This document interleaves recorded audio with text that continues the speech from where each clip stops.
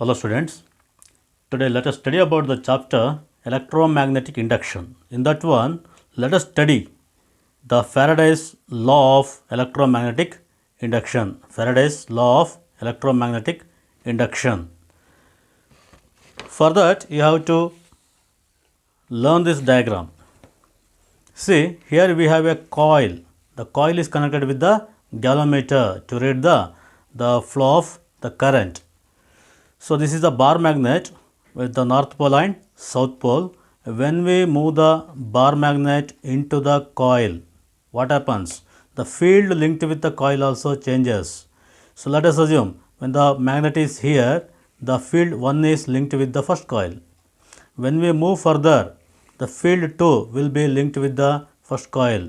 When we move further, the third field will be linked with the first coil. That means the field linked with the coil changes. So, that means there is a relative motion between the coil and the magnet. When the field linked with the coil changes, it induces an EMF in this coil, so that we will get the current. So, galvanometer shows the deflection. When we move the magnet inside the coil, means the galvanometer shows a one-side deflection. When we take away or move away the magnet in the opposite direction, means once again the field changes, the current changes its direction. So, therefore, the galvanometer shows opposite deflection. For example, the first case, if it shows the left side deflection, means in the next case it will show the right side deflection. So, for any induction of the EMF, there must be relative motion between the magnet and coil. If you keep the magnet still inside the coil, means you won't get any deflection. See another example. So, this one is coil magnet experiment. See another example, coil experiment. There are two coils, coil C1 and C2. Okay, the first coil C1 is connected with the galvanometer. The coil C2 is connected with the battery. Okay, so there is a steady flow of current. So, when there is a flow of current, means there will be a magnetic field around this coil. So, now see this arrow mark. So, now bring this second coil C2 towards the coil C1. What happens? Once again the field linked with this coil also changes.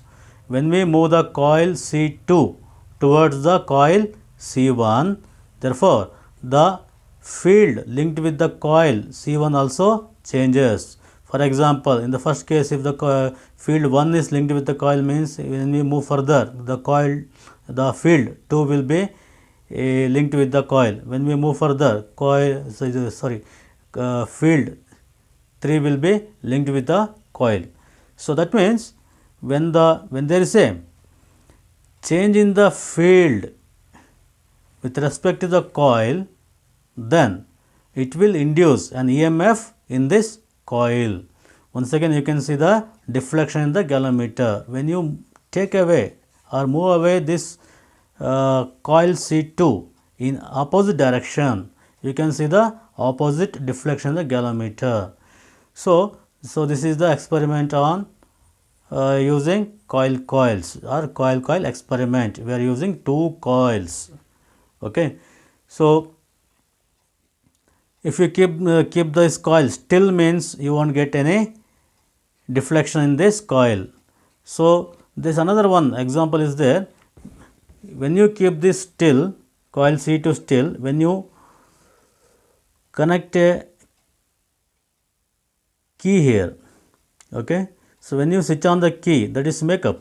So, when you make up the coil, what happens? The current rises. When the current rises, once again field changes. So, that will induce an EMF in this coil.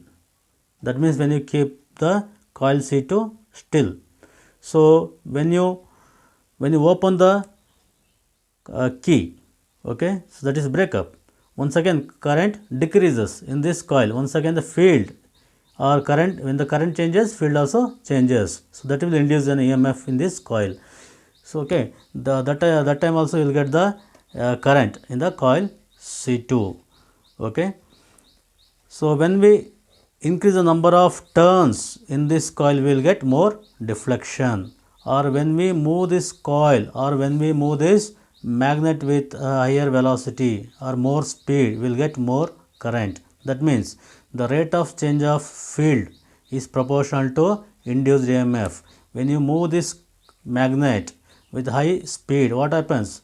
The field also changes quickly. That will induce more and more current. Okay. So that is the Faraday's second law. Okay, here you can write it as Faraday's law of induction. So see the definition.